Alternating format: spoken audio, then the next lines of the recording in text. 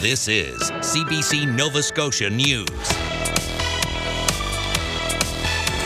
Tariff tactics. The Houston government moves to eliminate trade barriers within Canada as the threat from the U.S. lingers. In the dark, a Digby woman coping with cancer has a lot of questions about her diagnosis.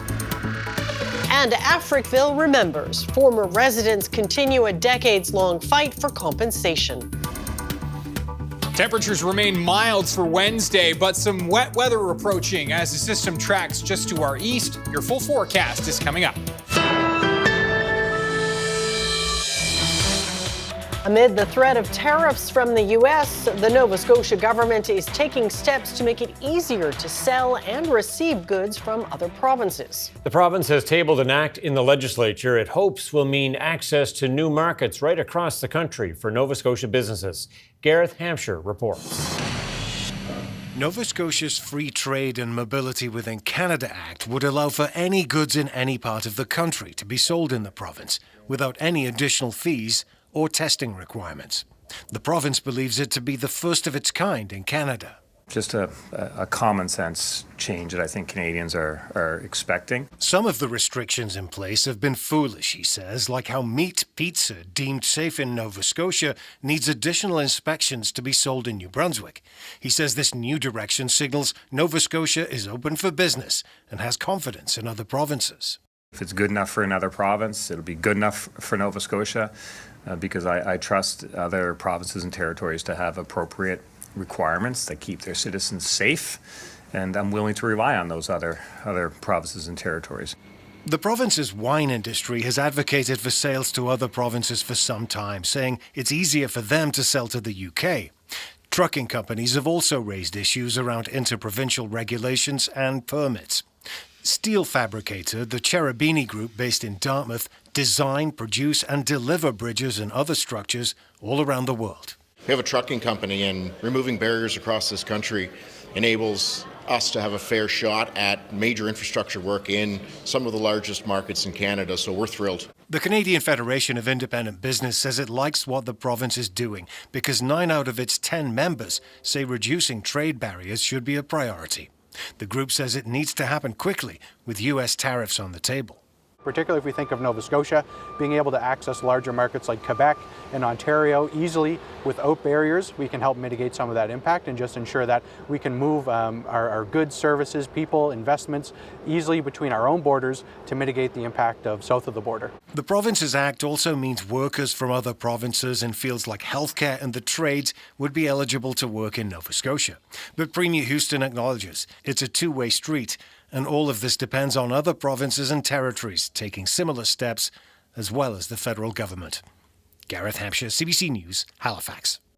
Halifax police say the health of a 6-year-old who was stabbed multiple times on Sunday has improved, and the boy is now stable. The child was rushed to hospital Sunday afternoon with what police have described as life-threatening injuries after he was stabbed on a sidewalk in downtown Halifax. The boy was with his parents at the time. A 19-year-old woman has been charged with attempted murder. Elliot Chorney was arrested at the scene within minutes of police receiving the call, and police say there's no evidence that Chorney knew the child. Cape Breton Regional Police spoke publicly for the first time today about a weekend shooting in Whitney Pier. The community has been left shocked and shaken after a 44-year-old man was killed. But police say they shouldn't be concerned about safety. The CBC's Kyle Moore has that story.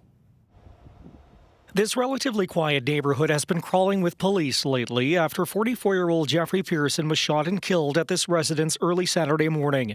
3 men from Alberta have been charged with first-degree murder. Why they were in Cape Breton remains a mystery. I don't really know why they ended up here, to be honest. That's all part of the investigation. Police wouldn't say whether the shooting was connected to organized crime or if the victim was known to them. It was not a random act. It was an isolated incident, and there should be no need of the public to be concerned about their safety. Police did say the 3 men charged have criminal backgrounds. We've been contacted by other police services across the country in relation to the 3. I can't get into what those conversations were, but they are not known to us, but known to other police services in the country. Police were initially called to this home on Shore Road after gunshots were heard early Saturday morning. An emergency alert was sent out around 2:45 a.m. Police say a man was spotted running from the residence before departing in a white truck. Police attempted to stop the truck, which was then abandoned on Calbay Road. 3 men fled to a nearby wooded area, and after a search involving canine units and a drone, they were found in an apartment complex. He heard just a few pops, he said. Actually, he thought it was fireworks going off. Kim Shepherd Campbell's husband heard the shots. The CBRM councillor lives nearby. I was shocked, just like everybody else. And my neighborhood, my whole community, I felt it was so safe. I mean, we haven't had anything like that happen. Shepherd Campbell says Pearson was a father of 3 and well known by many here in the community. Police wouldn't say today whether more arrests are pending, only that their investigation is continuing. Kyle Moore, CBC News, Whitney Pier. Nova Scotia RCMP have revealed details of a major operation targeting cannabis retailers in the southwestern end of the province. Earlier this month, police raided 13 cannabis storefronts and charged 21 people. They seized a quantity of drugs, including edibles, dried cannabis, magic mushrooms, and shatter. They estimate the total value of the seizures to be about $1.25 million. They also seized 17 long guns and a handgun in the raids. RCMP say while the storefronts were in Mi'kmaq communities, the operation was aimed at the organized crime elements who supply the drugs to retailers. They're being exploited. They're being exploited by a group of people who really don't care for them, but it's a means to get their product to market.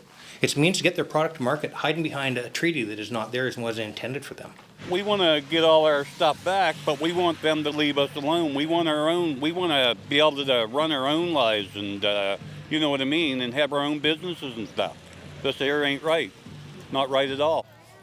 About 30 people protested the raids and the seizure of the drugs and guns outside the RCMP detachment.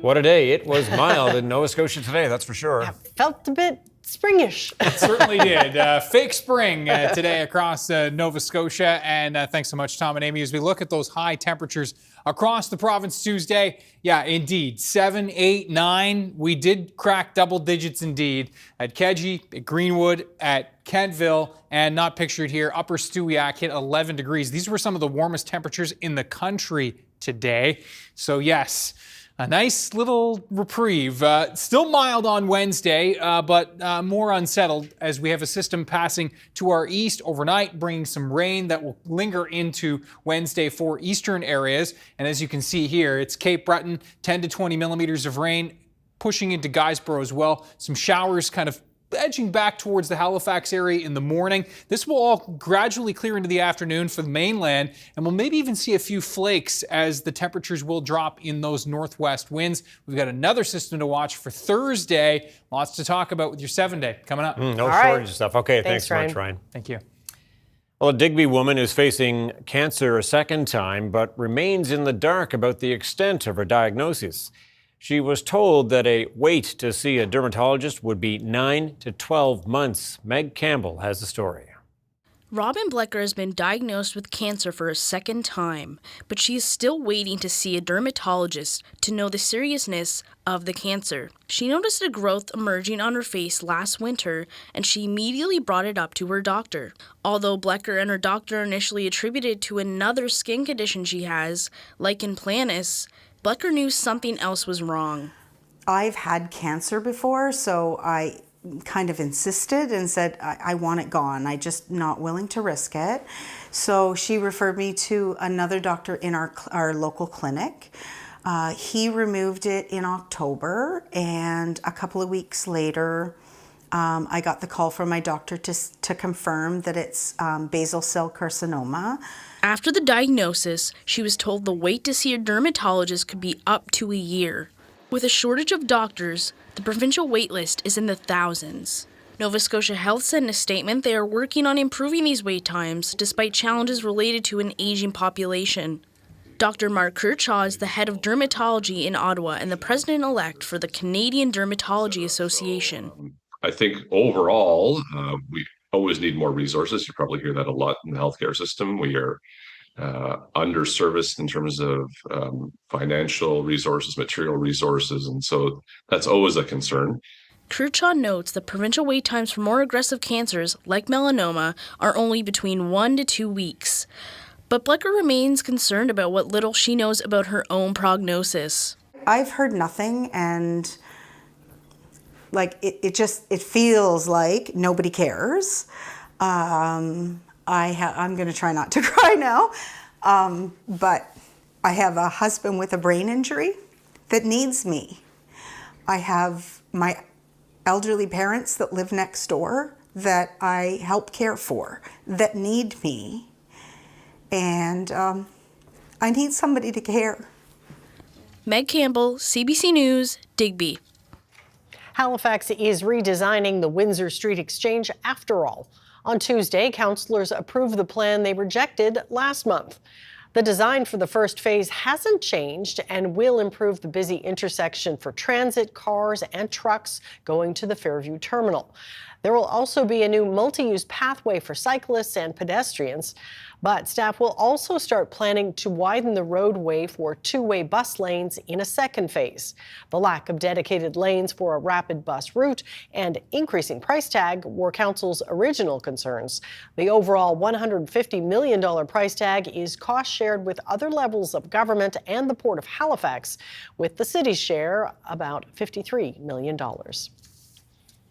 Former residents of Africville are waiting for another court ruling they hope will pave the way for their decades-long fight for compensation.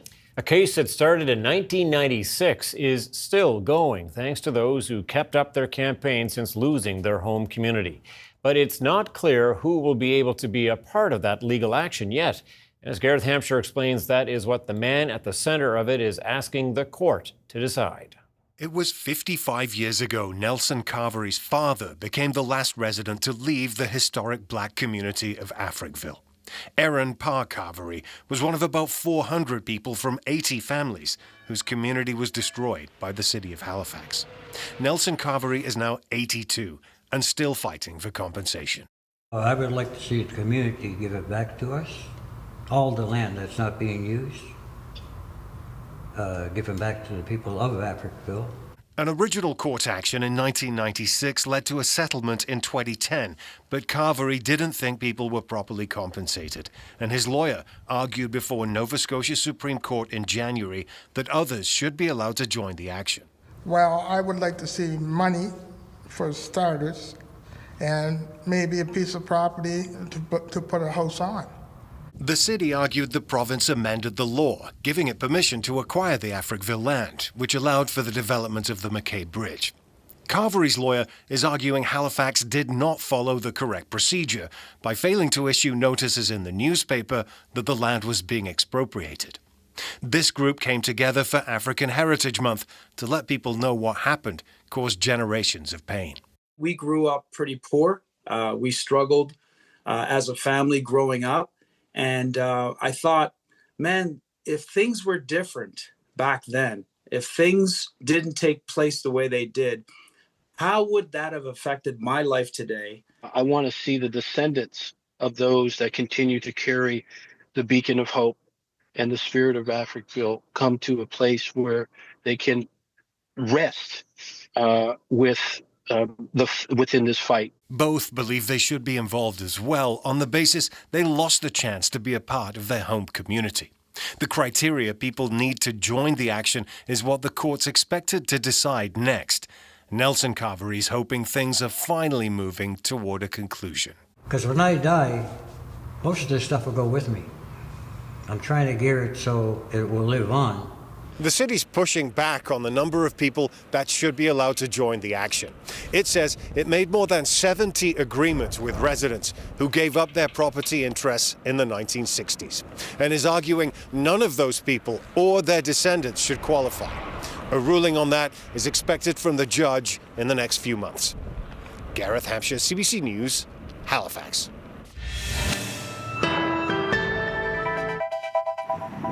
It's a beautiful day in the Northwest Arm. Nice day for a kayak. Great day for a paddle. Yeah, we've got Ryan up next with his full weather forecast. Stay with us.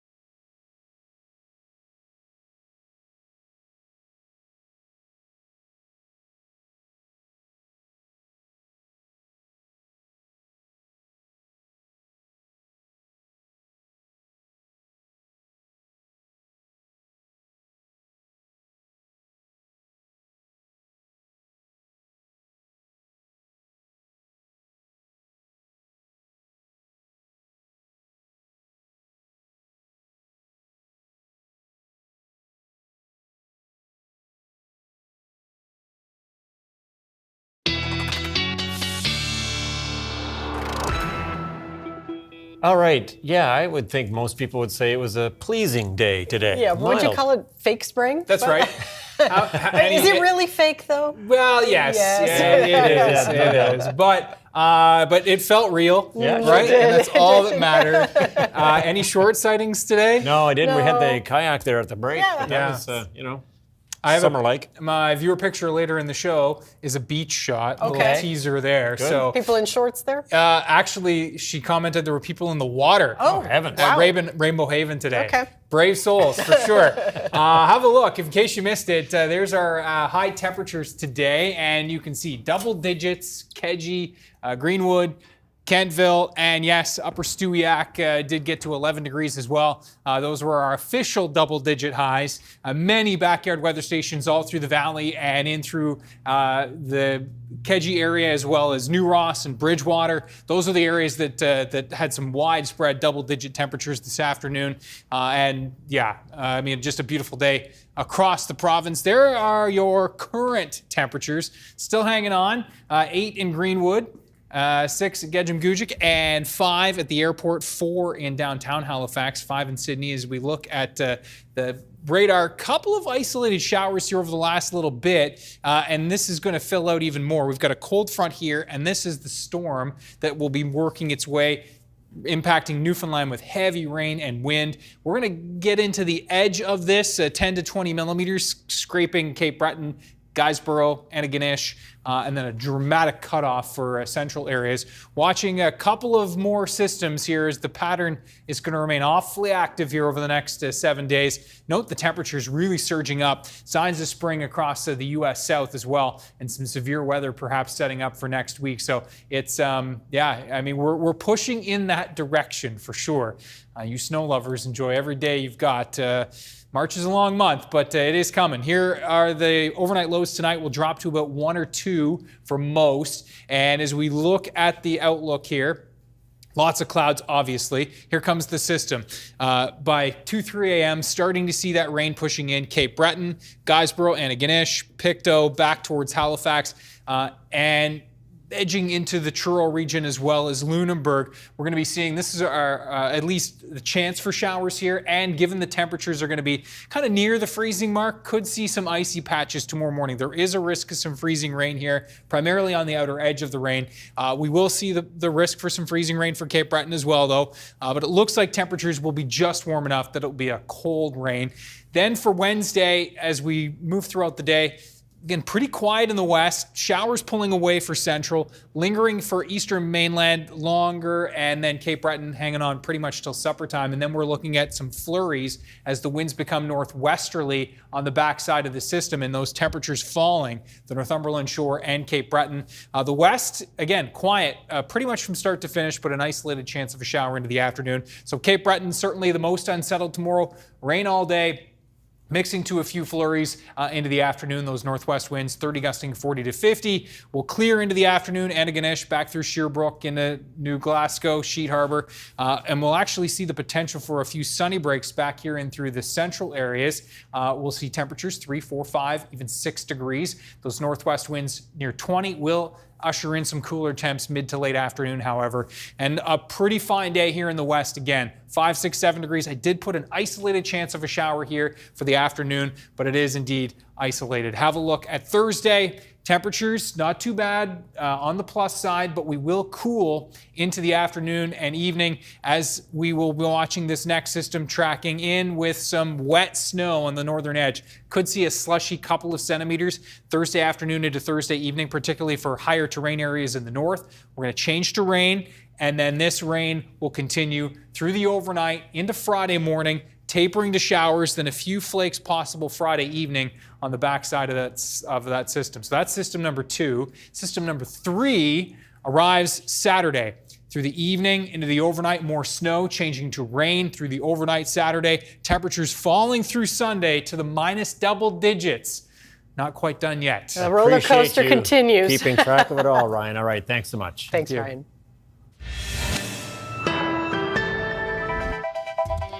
Coming up, Africville remembers these former residents want to restore hope for the historic Black community.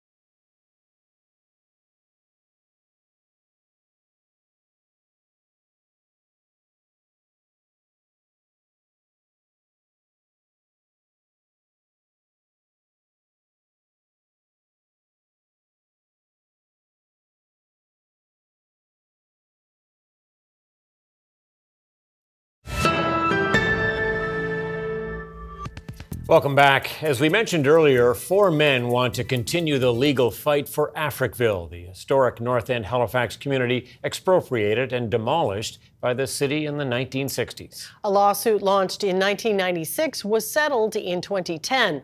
But Nelson Carvery, whose father was the last to leave Africville in 1970, felt it wasn't enough. Carvery now seeks further compensation for those affected either directly or over generations. Carvery, the sole plaintiff, awaits a judge's ruling to see if others can join the legal action. The CBC's Gareth Hampshire sat down with the 4 former Africville residents, Nelson Carvery, Warren Grant, Wayne Adams, and Terry Wilson, to hear more about what motivates them as the court action enters its 30th year. It takes a village to raise a child. You know, I just think about what happens when that village is taken away from that child, and what happens to that child for the rest of their life. And this is what I think has happened when it comes to Africville.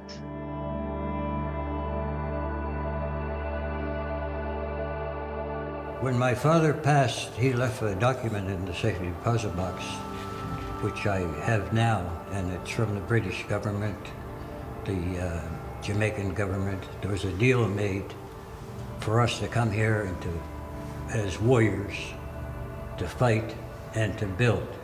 We rebuilt the Citadel. They gave us land in East Preston, and the documents clearly says these lands belong to William Carvery and his heirs forever. That's a long time, and I don't think it's come yet. I think we have a legal right to our lands. This is where I grew up, and we were taught a lot from our elders. Respect people and get along with people. And also there's a lot of people in Nova Scotia that recognize what the city did to us here, what they took away from us and gave us nothing. Black History Month, this is a great month to celebrate Black history, but also I want to highlight some of the unfortunate, terrible racist things that have happened in the past, and I think Canada needs to understand and take responsibility for. It continues through generation to generation until this injustice is resolved. Well, I would like to see the community give it back to us. All the land that's not being used, given back to the people of Africville. Africville is a very tight-knit community. I knew everybody in Africville, and everybody in Africville knew me. That was from around the turn or up the road. Nobody was on welfare. They didn't need assistance. They knew how to survive off of the land and were very creative in terms of entrepreneurial opportunities. And there was a community that learned to take care of each other, and everybody got along. Post being relocated, they moved them into Uniacke Square, Mulgrave Park. These housing projects turned out to be a ghetto. And it just it killed their spirit, that entrepreneurial spirit, that independent spirit. And unfortunately, that has been passed on to many generations. So there is a rippling effect of impact in terms of economical, social economical. I think what has happened here has been nothing short of systemic racism. And unfortunately, it does still continue today. I would dare to say that many today still carry trauma and carry those feelings of just loss within their lives. And I'm hoping that through the efforts that we're doing right now with Rob Pino and with the litigants in this cause and in this case, that there would peace that would come and that there would be a resolve to this litigation. Our government doesn't want to give us nothing, absolutely nothing. And it's about time they stepped up. Step up to the plate and come forth and take care of the people of Africville. Have you been kind of alongside Nelson during this whole fight as well? Yes. Yeah. How difficult has that been? I mean, just the stress of continuing. Well, it's tough, And why have you chosen to keep going? Well, I'm just tough. Yeah. You have to stand up on your feet. Born tough. It's obviously still difficult for you to talk about. Oh yeah. Yeah. And it's, again, you know, these questions, it's an obvious thing, but why is it such an emotional thing for you? Just memories, you know. And yeah. Fight for, look at all the people that's gone. Yeah. You know, like they wanted to get something out of it as well. They can't speak for themselves now, right? So There were people that did a lot for the country. They fought for the country. They've been here since 1660. They came to beat the Spanish for the British. Then they were setting slaves free on the plantations in Jamaica. So they wanted them out of there. So when it happened, they wanted them to come to Nova Scotia, they made a deal. They promised them so much land, and that's the same land I'm talking about. Africville has left a legacy on many people. And I don't want anybody to forget this legacy. We need to see reparations, as Wayne was just saying. We need to see reconciliation. We need to see repair. I want to see those that are still holding on with hope to be realized in this lifetime. Because when I die, most of this stuff will go with me. I'm trying to gear it so it will live on. It's gone on too long. And I've learned too late what I needed to know earlier.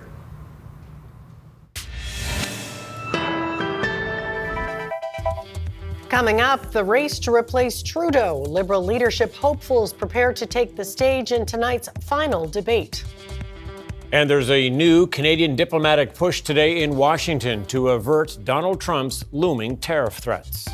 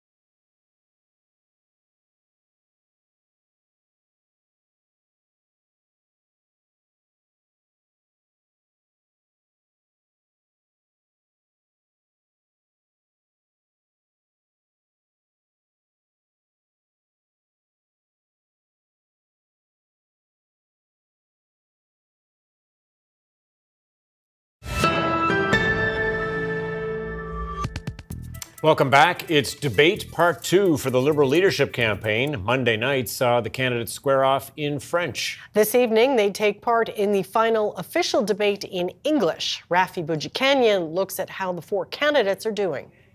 Il faut changer la manière de gérer nos dépenses. Mark Carney struggling to say on the debate stage in French the government needs to control spending to get to a balanced budget. Then there was this flub, Nous sommes d'accord avec Hamas. where he used the wrong preposition, accidentally suggesting he supported Hamas. Conservatives this morning seizing on Carney's stumbles in his second language. Do I think that Mark Carney agrees with Hamas? No, but he certainly did create some uncertainty because he wasn't able to be clear in one of Canada's 2 official languages. As the main candidate who has boosted Liberals in general political opinion polls, all eyes are on Carney tonight.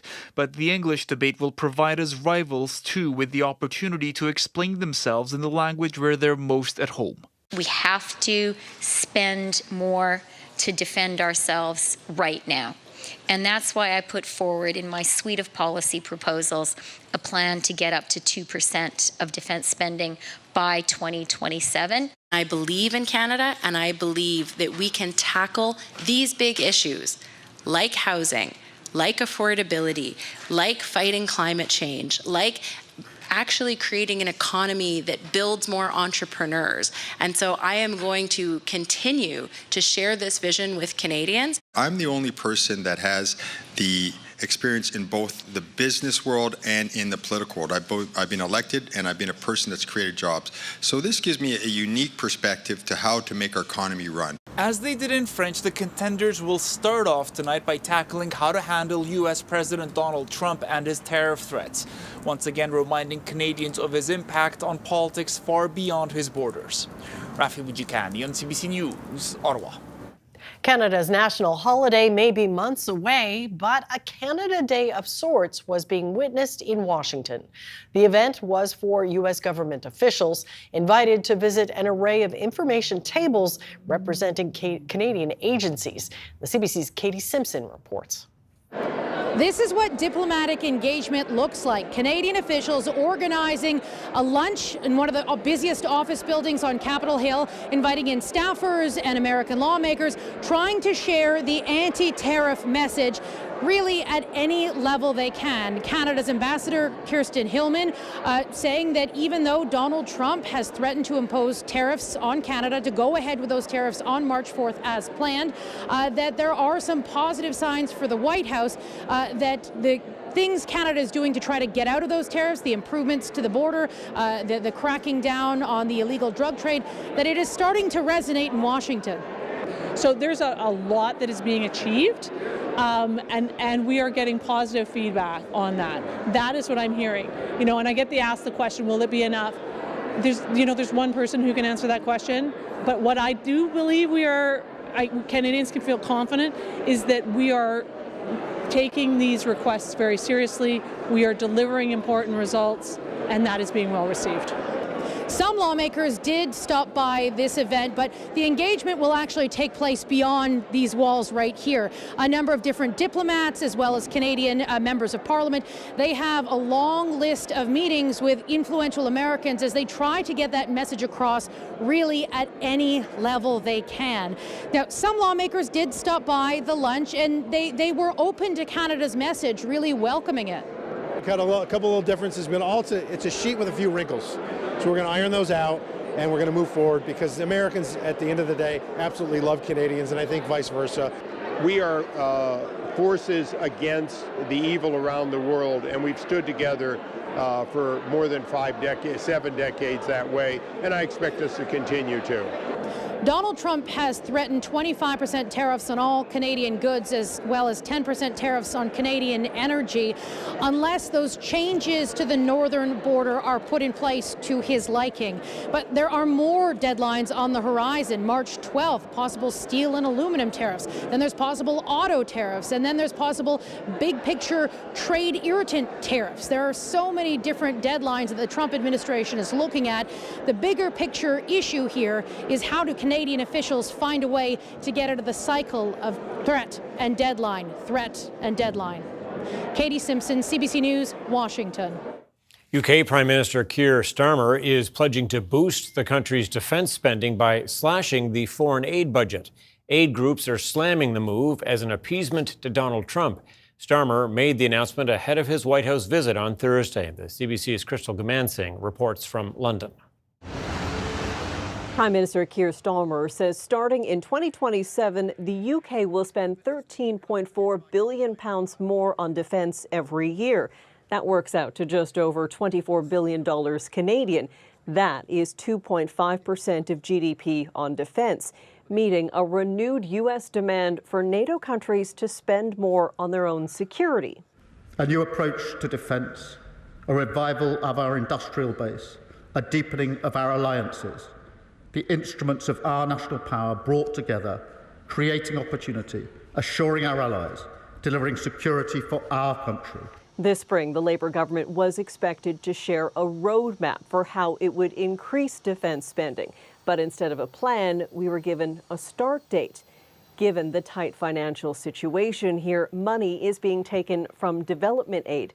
That budget will be reduced to 0.3% of GDP. Save the Children's UK office called it a betrayal.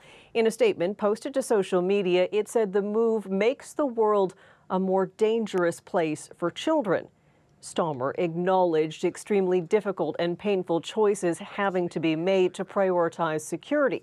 Kemi Badenoch is the opposition Conservative leader and supports the move, saying it's being done in the national interest. I'm very pleased to hear the Prime Minister announce that increase to 2.5% by 2027. All of us on this side of the House welcome that. We've all wanted to see more spending on defence. Now, the funding increase could pave way for a more productive meeting between Starmer and U.S. President Donald Trump on Thursday. Starmer says the U.S. is the most important bilateral partner for the UK in terms of growth, trade, and security. But he says he has not taken sides or choosing one ally over another. He says the UK is committed to supporting Ukraine in the face of Russia's, quote, vile assault launched 3 years ago. Crystal Gamansingh, CBC News, London. Turning now to politics in our region, the Premier of Newfoundland and Labrador, Andrew Furey, is stepping down. Now the time has come for me to return to my family and to the job that I love in the operating room, where I will continue to serve the people of this province in a different way. Furey made the surprise announcement this afternoon in St. John's. An orthopedic surgeon, Furey says he has always maintained that he is not a, quote, career politician, and says he could not commit to another full term in office with a provincial election scheduled to take place this year. He also warned of uncertain times ahead as U.S. President Donald Trump's tariff threats loom. Furey has served as the province's premier since August of 2020 after winning the Liberal leadership. He says he has asked the party to begin a race to replace him and will remain premier until his replacement is chosen. Furey is the second Atlantic premier to resign in less than a week. PEI Premier Dennis King announced his departure last Thursday. Apple shareholders rejected a proposal that would scrap the company's diversity, equity, and inclusion policy. The vote came down earlier today at the company's annual shareholder meeting. The proposal was drafted by a self-described conservative think tank called the National Center for Public Policy Research. It urged Apple to follow the decision from several other high-profile companies to remove their diversity initiatives. Corporations have been under pressure to reevaluate their DEI strategies since Donald Trump became U.S. president. Today's vote comes just a month after the same group presented a similar proposal during Costco's annual meeting. Costco also turned it down. An estimated 6.5 million Canadians are without access to a family doctor or nurse practitioner. There are a lot of problems in primary care, but there are solutions underway too. The CBC's Heather Gillis takes a look at what some provinces and territories are doing to find a remedy to the primary care crisis. Kristen Walsh knows firsthand how hard it is to live with multiple chronic conditions and not have a family doctor. Last year, she says she spent $2,000 out of pocket to see a nurse practitioner, something not covered in her province. And then there was a point where I had a lot of edema, like leg swelling, so I was going like almost every week to see like, has the swelling improved with the medication change, or do I need to make another change? And every visit is a subsequent cost, so it can get very costly. She's far from alone. A new report from Health Canada says this country is 23,000 family doctors short. Hi, Joanne. To fix the problem, the provinces have been investing more. This payment model for family doctors will... 2 years ago, BC introduced a new payment model to bump family doctor pay from about $250,000 up to $385,000 a year. The province says it's since attracted 1,000 new doctors. Which means that the capacity in the system, in terms of how many patients can I look after, there hasn't really been a change with the new payment model. Now, this doctor and primary care researcher says it is time to focus on improvements to team-based care, connecting more patients with existing doctors. On the opposite coast, Nova Scotia is launching a physician assessment centre of excellence to get more internationally trained doctors working. What we're trying to do here is to develop a better, quicker, reliable, safe way to identify competent physicians. It could add up to 40 new doctors a year, drastically cutting assessment time from 18 months down to 12 weeks, with trainees seeing patients who don't have primary care. In Yukon, about 4,000 people don't have a family doctor. In Whitehorse alone, the Medical Association expects 40% of doctors will leave or retire in the next 5 years, making a bad situation worse. So they're planning a new residency program by 2027. Essentially, the hope is that we would have the ability to train family doctors locally here, because currently there is no option to do that. In Ontario and BC, new medical schools are opening up. In other provinces, schools are expanding and some are adding additional seats, but new doctors won't graduate for years. And Kristen Walsh says change can't come fast enough. We're seeing people slip through the cracks every day. Heather Gillis, CBC News, St. John's. The Rideau Canal Skateway is a winter staple in Ottawa, a real popular spot for skaters of all levels. That's right, but this year there's a new addition that's getting even more people out on the ice. Bianca McEwen has more. I'm here on everyone's favorite skateway, which looks a little bit different this year. Beside me is the new walking lane sign that allows runners to run the canal alongside skaters. But why would you want to run on the skateway? It's pretty, it keeps me away from traffic, and I enjoy it. I just want to try something new, something a little bit different. It looks like it's a little bit more difficult, a little more of a workout, so I wanted to give it a shot. It's definitely better to be down here, especially after a snowstorm. They get it cleared away much faster. While these folks like to do their workout on the canal during their lunch break, one runner is a bit more dedicated to long-distance training on the skateway. Anthony Bellotti is the founder of the 25th Hour, an endurance club with dozens of members who do group canal runs every Thursday and Sunday. After noticing that there was no issue of slipping or any real danger, I said this is the perfect spot. Bellotti says he can do the whole canal 3 times in one go to get a good workout. He's found the benefits outweigh any risks. But it is softer on the joints, the impact is cushioned, so you could almost picture it as a treadmill, because if you run on pavement, it is pretty tough on the body. So this is very nice, low impact, and it's just a beautiful experience as well in the snow. People were starting to walk more and more and mixing in the service track. Last year we thought of introducing this new idea of creating an official walking track. We receive positive notes about thank you very much for creating this walking lane. It's safer, it's not slippery. We appreciate walking on this UNESCO recognized cultural site. And for the Run Club, who are preparing for the Ottawa Marathon in May, this path has been a big boost for their winter training. I come out super early in the mornings. I've been through snowstorms, blizzards, you name it. One thing that is beautiful about the canal is how well they maintain it. The NCC, they're always out early working to make sure that we have a beautiful canal to skate on, run on, or even just walk. So without them, this obviously wouldn't be possible. Whether you are skating, walking, or running, the NCC says the Rideau Canal has something to offer everyone this season. And who knows how much longer it'll be open for. Bianca McEwen, CBC News, Ottawa. Canada's main stock index rose today with strength in financial, industrial, and utility stocks outweighing weakness in energy. U.S. markets were mixed, though. As we head to break, here's a look at the numbers.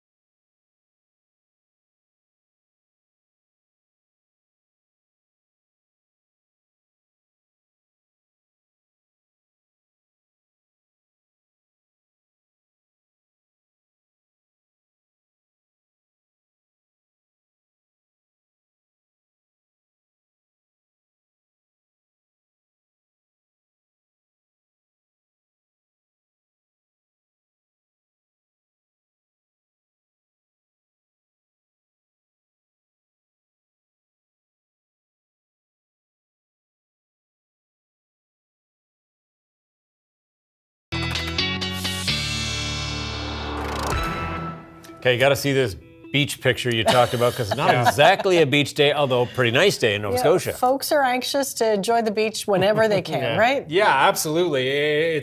I shouldn't say never a bad day for the beach. Yeah. There are exceptions, of course. But today was a great day for the beach. Have a look at this, and of course, a very popular spot in the summer, Rainbow Haven Beach. And you can see... Oh, isn't that beautiful? Yeah. Is that ice or is that sand? No, that's sand. Okay, I'm just asking clarification. Yeah. That's good. Elizabeth with this great shot, and also had her dog with her. And did she put her toe in the water, do you think? Well, she said, in case you missed it earlier, there were 2 people swimming in the water today. Swimming or dunking? Oh, man. Probably dunking, yeah. They would be blue. Not out for a leisurely swim, I wouldn't think. But a beautiful day nonetheless, and thanks to Elizabeth for sharing more of these to come. Maybe not in the short term, but certainly we'll get there. And listen, Wednesday, not a bad day either. 5, 6, 7 degrees for most. We'll see that rain for Cape Breton, eastern mainland, and into central for the morning as we'll watch the timeline of this. So you can see the heaviest rain will miss us, but Cape Breton, Guysborough, and Antigonish, Pictou, eastern Halifax County, this is where we'll see as much as 10 to 20 millimeters. That most likely looks for Guysborough and Cape Breton. And then you can see the west fairly dry. We'll see some sun breaks, and then the clouds build up into the afternoon again, and a chance for a shower there, primarily for the valley. Eastern areas, including Cape Breton, back into some flurries as temperatures drop into the afternoon, and could see some accumulating snow Wednesday night for the highlands.